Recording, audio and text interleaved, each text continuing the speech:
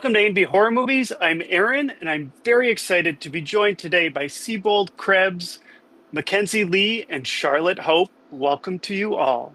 Good morning. Hello. Hi. Yes, good morning. I can't wait to chat with you today about your brand new film, Bury Me When I'm Dead.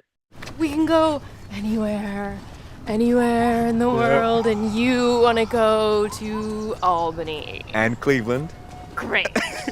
New York City. Yes, I haven't been to either. Oh my God, you're really gonna love it. This is my fault. I did something. She's punishing me. Who? Catherine. Made a promise. It was her dying wish. Then you broke that promise. There should be consequences for that. And guess what? Things are happening to me. Henry. Consequences. You're gonna tell her what she wants to hear. Ghost stuff. If something went down, anything, I can help. We had a deal. I don't know what you're talking about. Fuck me! Don't be mad at me.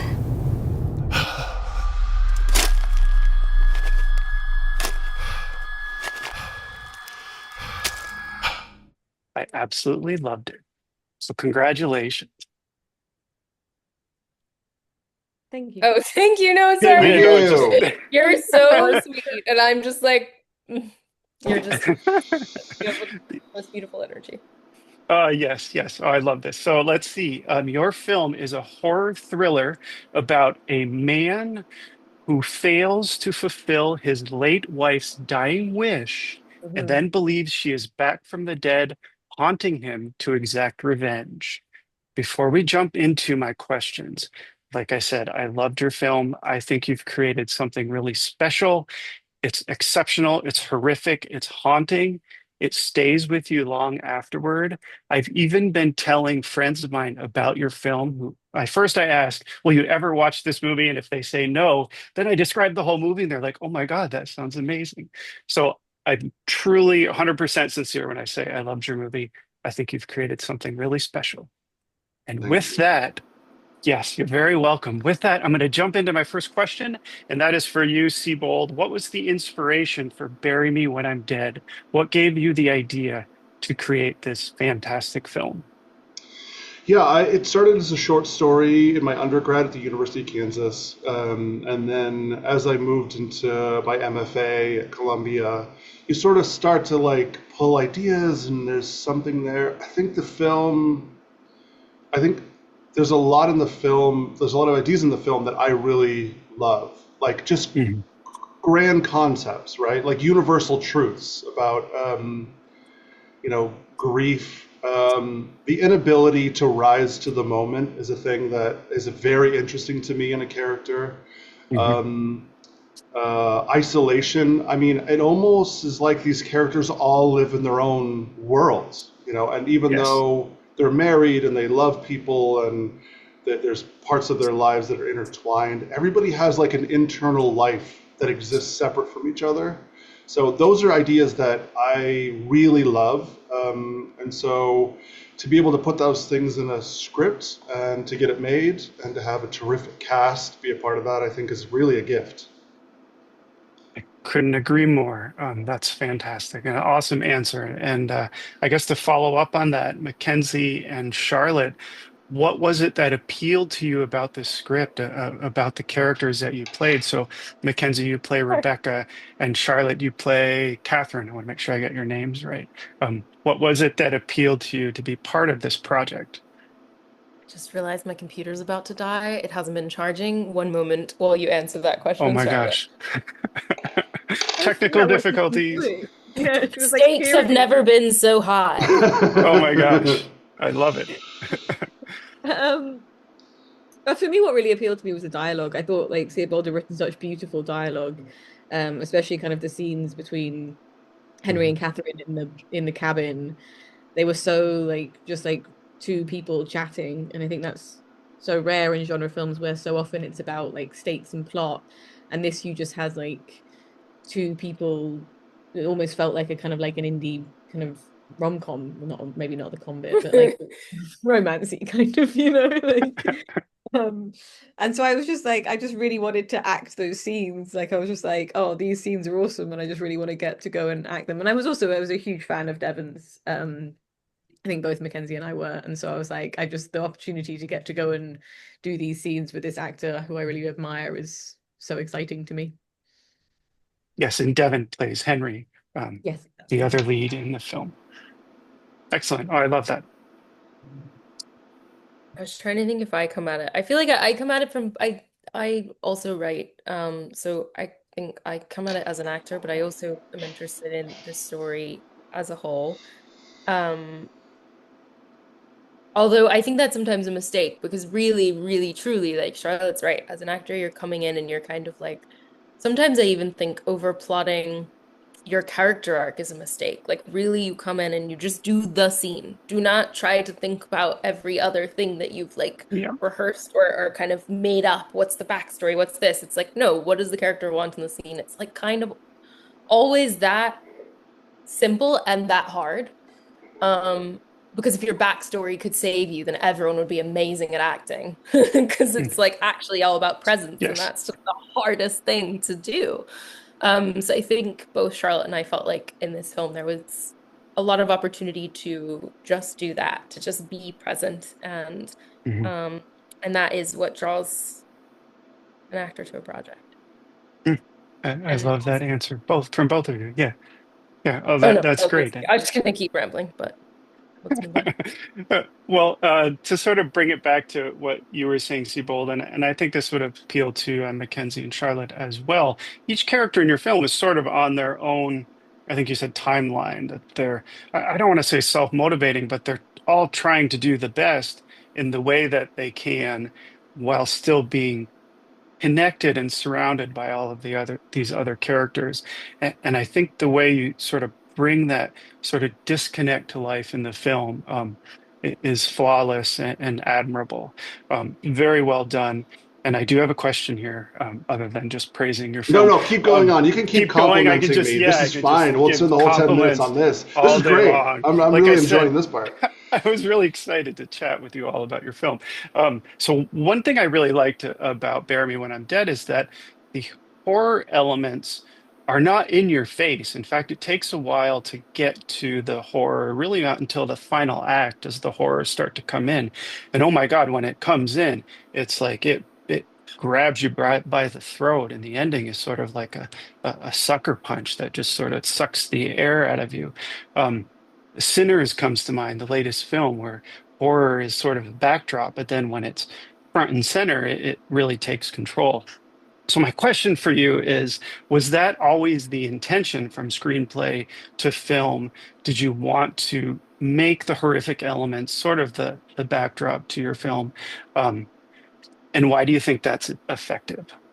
Yeah, I mean, I think it's just a result of the form and function of the way Mhm. that the film works and the way that the film was written, which is it's written as a bad to worse story structure, which is a slide into the worst moments of a person's life. So the first 10 minutes are the best the characters have.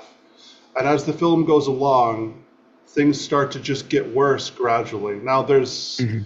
as far as contemporary movie making, there's a challenge there, which is you have to watch the whole movie for it to make sense. That's a very tough sell sometimes to audiences. I know that you were being very polite, which I appreciate, which is some people could view the first half of the movie as very boring, which I totally acknowledge. But it's a piece of a work. It would be like walking into a gallery and only seeing one slice of a sculpture.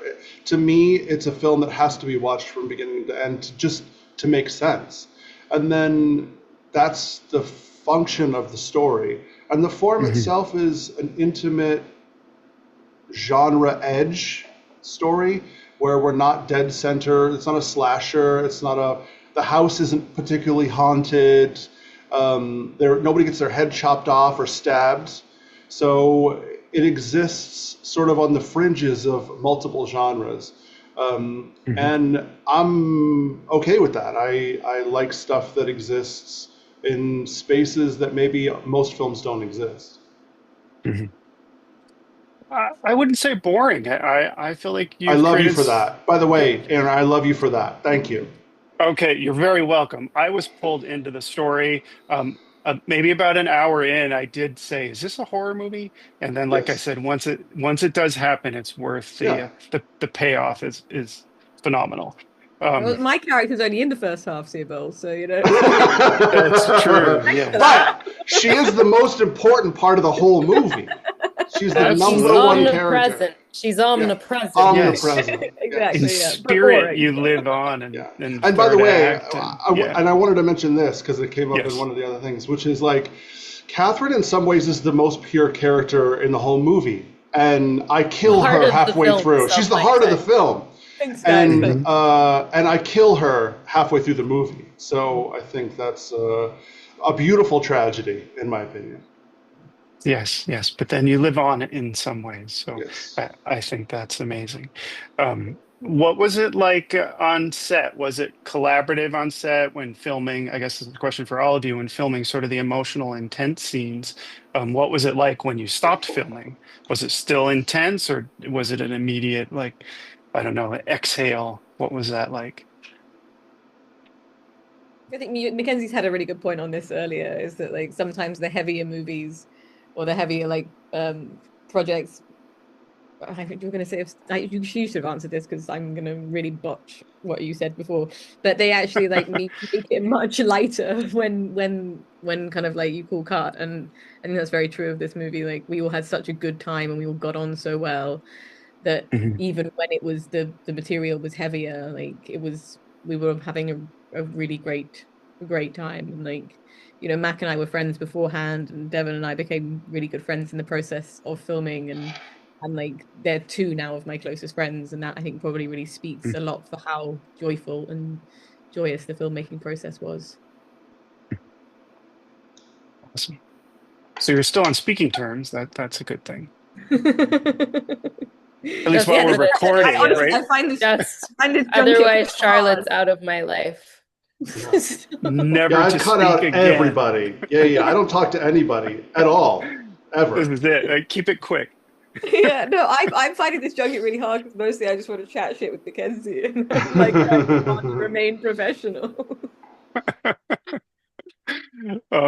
Well, let's see. I know we're limited for time, but Makenzie and Seabold, do you want to add anything else to what it was like on set, or do you pretty much agree? You know, I think it's important that, again, my job as the director is both as a creative but also as a craftsperson. You know, I worked my way up through production. So I worked in production for years before I decided that I wanted to be a director. And so I know what a good set is like. I know what a bad set is like. Every set is incredibly challenging. It's like some other world. Like we create this environment that doesn't really exist in the real world, where there's a lot of demands and there's a lot of time, and it can get stressful at times. I mean, we're all human beings, but I did my and my team, we did our best to make sure that the set was as free and comfortable and accommodating as possible to the cast and the crew. I don't think we did over 12 a day total. So they were relatively short days, in part because I didn't want to burn anybody out. And so I think my producing team was very accommodating to this idea. And I think it's not just about what we make, it's about how we make it. Yes, absolutely. Let's see, just a few more questions. Who would you say is the target audience for your films? Well, there's certainly, looking at IMDb, it says it's a horror mystery thriller, but I would say it's also suspenseful. There's dramatic elements, it's atmospheric. Do you think your movie would appeal to multiple genres and movie fans? Yeah, I mean, I watch a variety of genres. I like stuff in different genres. I tend to like stuff on the fringes of a genre. So I'm not a huge, I like some slasher movies, but I'm not going to go out and watch every slasher. on Shudder when it drops, right? So I think, like, personally, I like stuff that's cross genre that you can't really nail down. And then I think just globally, bird's eye view of movies in general, I think we need more movies that don't exist in the middle of a genre. Like, I think we Hmm. need to expand the idea of what storytelling is. That's very hard to somebody who's putting money up, right? Because they have their priorities, which is they put money Yeah. in, they want to get money out. Hmm. But as a creative person, I think when we start talking about who is the target person for this film, sometimes that Yeah. can really put blinders on as far as like making Yeah. creative Absolutely. choices and making creative decisions. So I just think I think if you're a person that likes heady supernatural dramas that exist in that space. If you like Lynn Ramsey's Ratcatcher, but you're also a fan of The Shining, then maybe this is a movie that can cross between those two films. Absolutely. And I think it has. Like I said, you've created something special. I think that's a perfect way to describe it. I have one last question for Makenzie and Charlotte. What sort of preparation went into your roles, and did you have trouble disconnecting afterward? Did these characters stay with you long after the filming was completed? I'm in character now. Did you not? You're in We're all character right still in now. character. We don't Yes, drop the yes. character until the DVD commentary. Uh, I Too funny. thanks for laughing. Feel like I on this one, I like I every project for me, I like don't have a method. It's always a little bit different how I approach it. And so this one, on some level, like I didn't want to do the things that I would often do to prep something. I wanted to just kind of stay in presence and be directed and find what was there, and not come in with like, I mean, sometimes I had a couple of ideas, but they weren't conscious. Like I came in and only realized that they were ideas when it was pointed out to me that there was another way to do it. And I was like, ah, right. I came in with an idea whether or not I was trying to. So yeah, I feel like the fun for me in this was that I decided to try not to have a plan. And sometimes I think with projects, you feel like you don't get to take that risk. Like that's a riskier way to work. Mhm. Um, I think often I feel like, well, this director or this project is going to require me to have a few takes that are perfect. Like they're exactly what was seen on the page. And then I can maybe play around. Whereas I think here I felt like I could really just like see what happened and then like go from there. So it was a bit more of an exploration than I would normally allow, which is fun, more pure in that way to acting and why we all get into it. So Yeah, of course. Yeah, I think it's also a testament to Seabold's script. I thought like the script that he wrote and the dialogue was so beautiful that it didn't feel like there was a ton of stuff that we needed to dredge up beforehand. So like for me, my preparation really just involved kind of getting to know Dev as well as we could. Like we were both in a kind of a hotel in the middle of nowhere in New Jersey, and we sat and talked about our lives and tried to kind of build a realistic chemistry of these two people who Hmm. had loved with each other for a long time, and then get to bring that to work and hope that some of those nuances showed up on screen as well. But yeah, like it was a really fun opportunity to kind of like Seabold has a really amazing way of working with actors and bringing out the best kind of performance possible, and to let him kind of craft that, and for us to try not to like ruin it essentially. You Yeah, know, yes, yes, yes. And it shows in the final product. It shows. Um, let's see, one last thing quickly. I always do a this or that segment on my show, and I know we don't have a whole lot of time, so I'll just do an abbreviated version. You just say, usually it's kind of fun, and in most cases, there's not a right or wrong answer. So the first one is a movie theme. Would you choose Drag Me to Hell or It Follows? It follows. it follows. it follows. Yeah, that's such a great film. Would you want to tour a haunted castle or underground catacombs? Castle. I don't like being in confined spaces, Yeah, I so don't I'm want to be gonna go underground. castle. I hear Also that. Okay. Castle. Yeah, castle. Okay. I've done Um, catacombs. Yeah, I have too. I hated it. I was freaked out. I I need was to. I was too scared. I couldn't do it. I was actually surprised by how not freaked out I was. Mm. Hmm. It was like existential. I Mm. didn't find it scary. But they were roomy catacombs. You weren't like, They were Yeah, in Paris. yeah, they're very in roomy. There's Paris, a lot right? of space. Yeah. It's not like the movie As Above, So Below, I guess, where there's probably Right. more space. Yeah, yeah, of course. Home invasion horror or Monster in the Woods? Monster in the Woods. Never home invasion. Never. Never. Monster in the Woods. Okay, two more. Hereditary or The Conjuring? Ooh, I Because gotta you probably need to go feel bad for Hereditary. it. That's not fair. That's not Yeah, fair. Yeah, my boyfriend was in The Conjuring, so I'm voting for that because yeah. I'm The loyal. Conjuring. Okay, okay. I love that. Mackenzie, not choosing one or the other, Not both. choosing. You can't choose. Okay, fair enough. If The there's no last one, punishment, if there's no punishment, okay, okay. The last one is the Jaws franchise or the Halloween franchise? Oh Jesus. I think the so first Halloween is. I think the first Halloween is better than Jaws Mm, because I as a think the other criteria, Halloweens ruined the first Halloween. That's my opinion. mm. I could see that. Yes. and that's why he's not making a sequel. That's right. Oh, I didn't even ask that. Well, I hope we get a physical release. It may be too soon to say, but I would love a physical copy. Well, thank you so much for chatting with me today. Bury Me When I'm Dead. If you haven't seen it, make sure to check it out. Let's see, Mackenzie, congratulations on Salem's Lot, and Charlotte, the Spanish Princess. My mother is a huge fan, and she was absolutely thrilled when I told her that I was talking with you today. Oh, that's Like, so like nice. Oh, my thrilled. love. She's going to rewatch your show today, I Oh, think, probably as we speak. Again, oh. thank you all for coming on. Seabold, congratulations on your film. Thank you. Congratulations to you all. Bury Me When I'm So Dead. nice to meet you. Check it out. Yeah, Nice thank to meet you as you. well. Thanks, Bye, Alan. everyone. Bye Thank you. bye. Bye. Bye.